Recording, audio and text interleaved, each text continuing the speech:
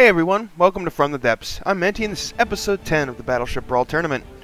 In this episode we've got the Stalingrat making a return for its second match here. And I just want to say I started watching Evil for Zergen's companion videos where he does the overviews on these things, and they're very informative. They taught me a few things already, so I'd highly suggest watching those. The link to that post will be in the description. Oh yeah, and the Stalingrat is, of course, by Nosy Rat. The unknown Delta here is this is its first match. It's a, Delta-shaped hull. Got a bunch of guns up here. How many guns is that? That's 4, 8, 10? I'm counting 10. Yes, 10 guns. Okay. By Urban Liner. ACB back here. So, yeah. We'll see how this goes. It looks like it may be a bit of a slugfest, but yeah, we'll see what happens there. Oh, you need to get the timer started.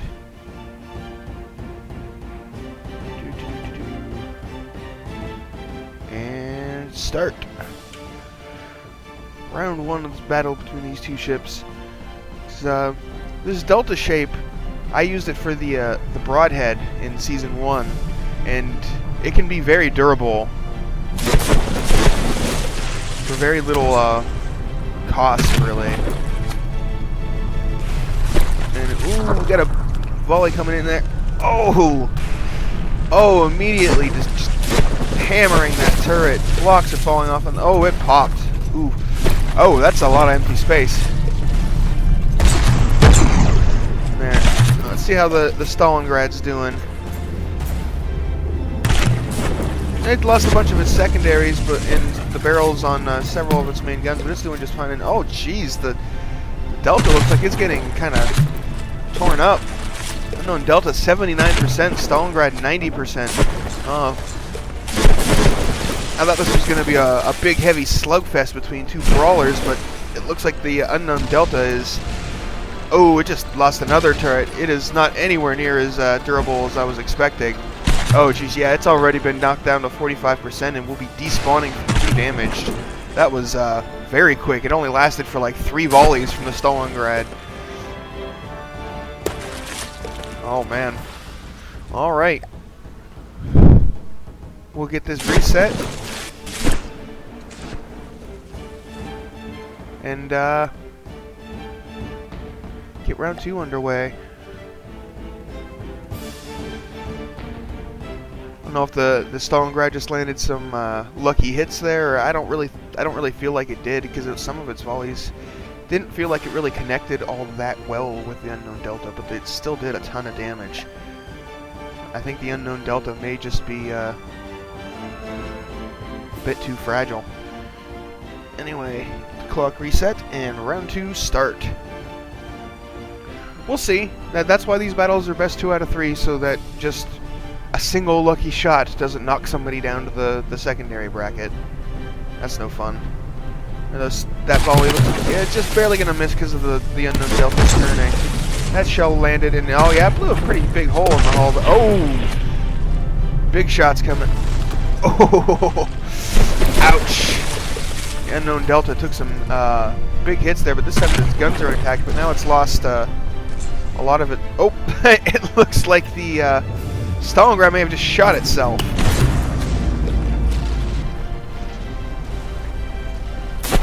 Oh, and this penetration depth fuse is getting in there and doing some damage to the Stalingrat. Oh, and there goes that turret popped. Yep. Yeah, it looks like this armor around the turret is only a single metal beam thick, and that's not going to do anything to stop crams. One metal beam can't do anything. Yeah, it looks like this. Oops, wrong button. Okay. And looks like the Stalingrat keeps shooting itself. I think it may be because of the barrel damage, because I keep seeing fragments explode off of it. Unknown Delta down to 71%. Oh, 60, 57. Oh, jeez. Wow. Just watch those numbers just plummet. Yeah, it is definitely way too fragile a ship. And that is it, folks. It is despawning. So, yeah, I'll definitely be doing a second episode here. Condolences, Urban Liner. Your unknown Delta is just too soft to target. Too easy to take down. did not live long enough to really put its guns to work. Congratulations, Nosrat. Your Stalingrat has proven itself to be the better ship once again, and we'll be moving on to round 3 of the Battleship Brawl tournament. So yeah, it was a quick battle, but you know, sometimes those are fun. It's better than it. I like it when there's differences in battles and it isn't just one long drawn out thing over and over again. But anyway, yeah. So I'll go ahead and get this reset and cut here. Or, well, not reset, but cut here so I can set up the next battle. And I'll see you guys in a second. Okay, everyone, we're back. So in this episode, we've got the first Cascade Squadron by Faram 4 going up against the Achilles by Nobidex. And I have spawned in the Achilles at sea level and second as requested because, yeah, Nobidex is right. He had no way to know. I didn't have that written down in the rules that I was going to do that. So his entry getting screwed over by spawning distance when he didn't know that that was going to be a thing isn't really fair. So I'm going to go ahead and give him those liberties in spawning. But we'll see how this goes, because this is the type of thing that the Achilles, I feel the Achilles is going to have trouble with, because it can get flanked with it, since it's only a forward-facing thing. So yeah, anyway, round 1, start. So the Achilles just boop straight up. And yeah, if I remember correctly, the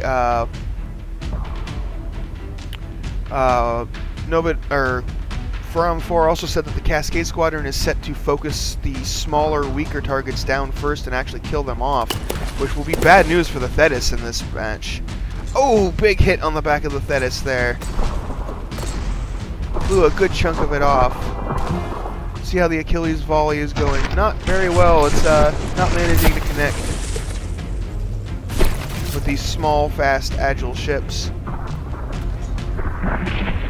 Oh, and I think the Thetis is, yeah, it's getting rocked by the HE shells. It's not going to live much longer.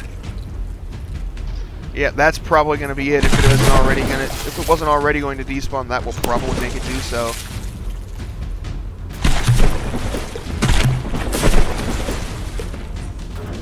Ooh, it looks like those shells are, oh, the highly accurate shells of the Achilles proving to be effective at closer range. And it did some damage here. Oh, this poor Cascade Squadron is now dead in the water. 71% when it took those hits, and oh, with it not moving. Oh, ouch. Oh, yeah, the Achilles not going down without a fight, that's for sure. Oh, that one skipped off the water and just barely missed. Let's see how the Achilles is doing. Getting a little bit of FPS lag. Oh, and the Cascade Squadron members shot each other because it wouldn't be from the depths without friendly fire. Ooh, that looked like it was a decent hit, but not the greatest. There was already a lot of damage there. And this Cascade Squadron member is barely hanging on, but if it takes another hit, I don't think it'll be alive anymore. That looks like it might be it. Oh, and there goes a gun. Yeah, that's going to be it. 42%. It is 2 damage and going to despawn. But now the Achilles is in trouble here, because there are 2 Cascade Squadron members on its flank and moving around to its rear, and it does not have the Thetis to maneuver it anymore. The Thetis has been destroyed and despawned, and they are outside the firing arc. The Achilles is not going to be able to battle them in this position. But that one is dead in the water, and the Achilles does have some turn rate via rudders, even though it's not moving because from the depths physics. But so it is turning around, and it looks like it is. Oh, but that Cascade Squadron member is moving again now. So it going after that one is actually a terrible, terrible idea at this point.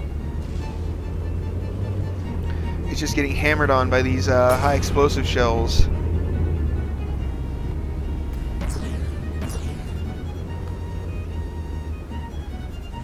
But yeah, the Cascade Squadron in this battle's showing it right here. They are fast and agile and hard to hit.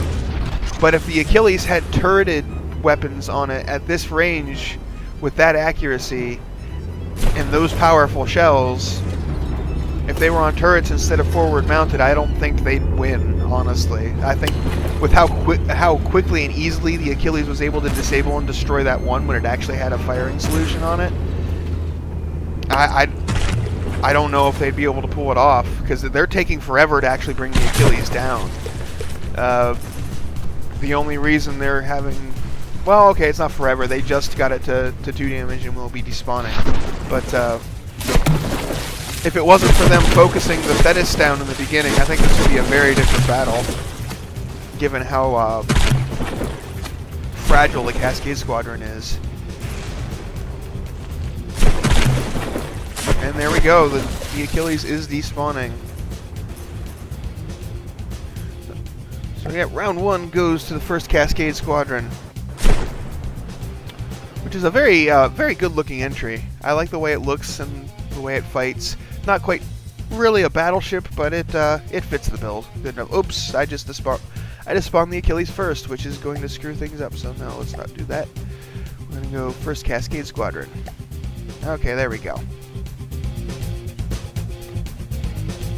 Let me zip on out here. So we're 1,500 meters from everybody. Okay, that's good. And then load the Achilles.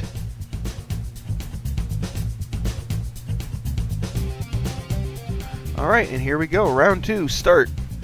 We'll see how this one goes. Because if the Achilles does manage to land shots, the Cascade Squadron does not fare very well from it. But it's the whole if it lands shots thing that is the strength of entries like the first Cascade Squadron. Let's see. Ooh, that looks like it might actually be well aimed. Oh, they're going... I don't know why. The Cascade Squadron member here was just going straight, and the Achilles shells were just falling around it. But they still landed only a couple shells, and it lost a good chunk of its health. But it actually weathered that just fine, because they were glancing blows, really.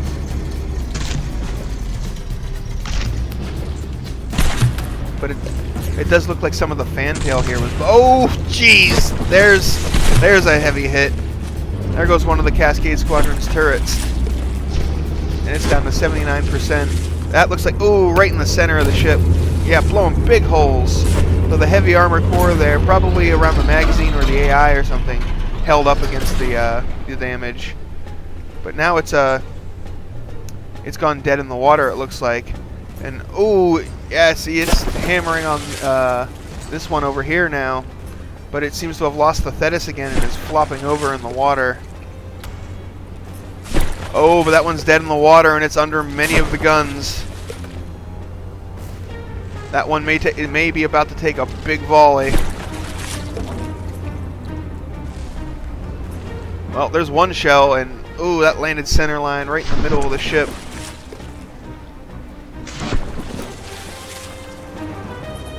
But it seems like it's not taking the big volley I was expecting at all. Its guns are having some issues, it seems. Yeah, this forward-facing design like this is just very vulnerable to fast, small vessels that can flank it like this. Yeah, the Achilles hasn't fired in a while now. But I think ships that have turreted weaponry, when the Cascade Squadron gets in this close, will find it very hard to dodge at this range. Oh, and collision.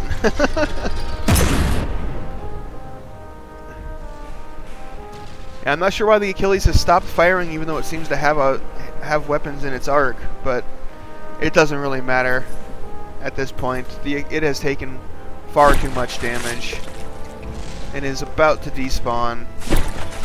If it isn't already despawning, it will from the next vault. There it goes. It is definitely despawning now.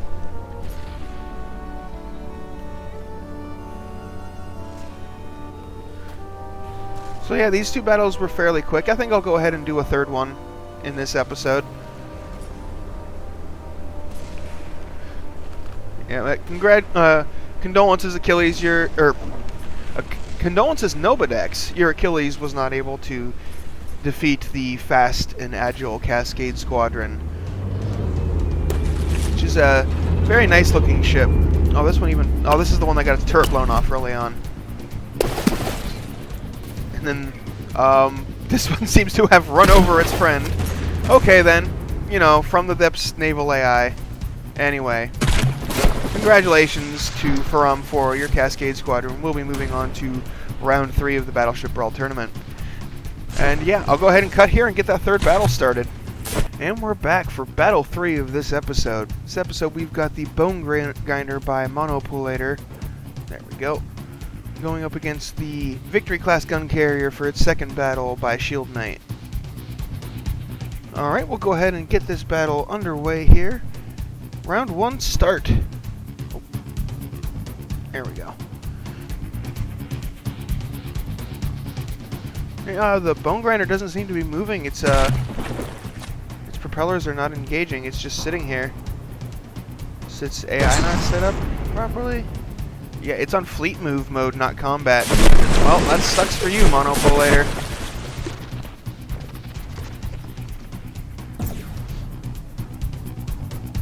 I specifically said that if the AIs weren't set up properly in the rules out that I was not going to change them for you.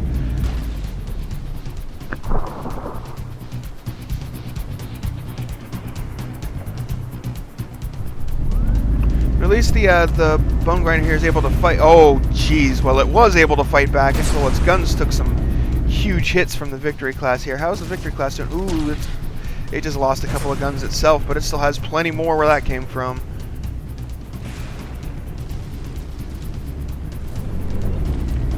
Oh, it's taking some big damage. It's getting low in the water. It may sink here. Not quite. Not quite sinking. Close, though. And now the Bone Grinder is moving. It's moving at a good pace, but it's a little late now. Well, actually, it's a pretty close battle. 88 to 91%. The Bone Grinder is apparently fairly durable. The Victory Class is turning away, trying to get some distance. It has lost quite a few guns on the near side. But it is still fighting on, still has plenty of firepower. If it keeps landing its shots, it's pretty accurate. It's being pretty accurate with its fire. The Bone Grinder is... Oh, and the Bone Grinder has lost its naval AI card, or at least the AI that controls movement. Now it's back to being a sitting duck in the water again.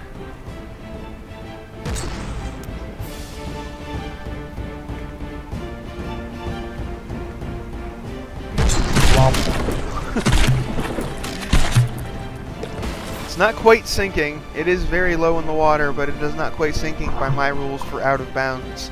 Which those rules mainly exist so that we don't have a situation where a ship can go underneath the water and become basically immune to crams and then repair itself. When it's like this, then it's like hovering at the surface of the water and there's some pieces still above it. It can still be hit. It can still be damaged. So that's fine. That's not out of bounds. Oh, speaking of out of bounds, I should... Okay, the distance is fine. Just about to say that the Victory Class is kind of far away. Wanted to make sure it wasn't out of range.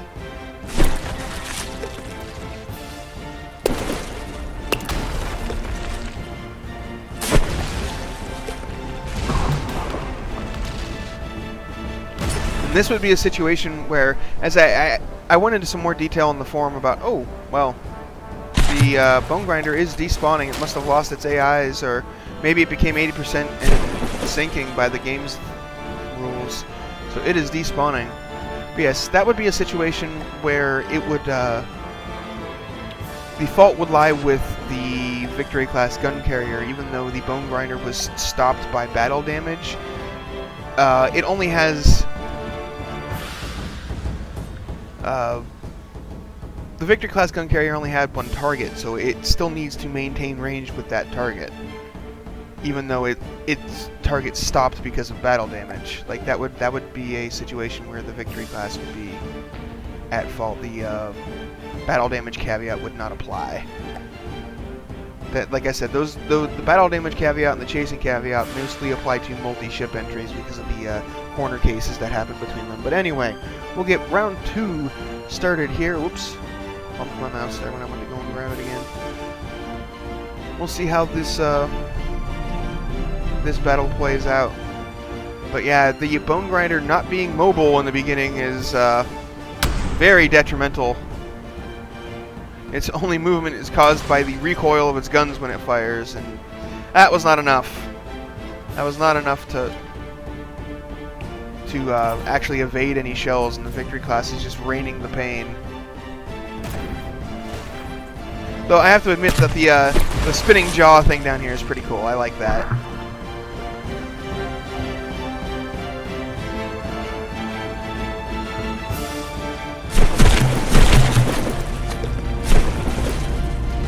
Oh, and there it goes. The Bone Grinder has set itself to combat.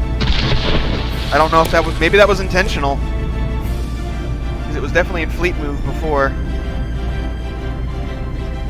If so, that was not a good decision in my opinion. And it is sinking. Alright, clock started. Yeah, that's not actually connected to the ship, it doesn't count. It is completely beneath the water right now.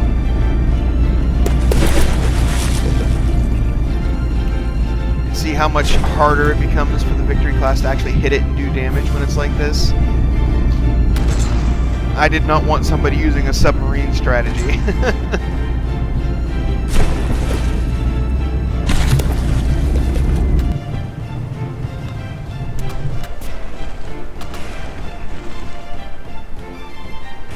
Oh yeah, Bone Grinder down to 78%, but it keeps up with the victory class gun carrier. If it would just move when the battle starts and evade some of those shells, I think it would have a really... Oh, well, there it goes, 80% and sinking. Despawn there. So that is it. The Bone Grinder has been defeated. Condolences, Monopolator. But you'll get another chance down in the secondary bracket. Where'd it goes? The Victory Class Gun Carrier by Shieldmate is once again victorious, and we're moving on to round 3 of the Battleship Brawl tournament. It took some damage though. The Bone Grinder put out some hurt. It is definitely formidable. It's just that mix up with the AI, whether that was intentional or not, I still think it was a mistake. Definitely hurt the Bone Grinder there. If it just dodged like 2 or 3 shells, it could have been quite different, because it did a pretty good job of taking down the Victory Class's guns, which yeah. So anyways, guys, that'll be it for this episode. I hope you enjoyed it. Thanks for watching, and I'll see you on the battlefield.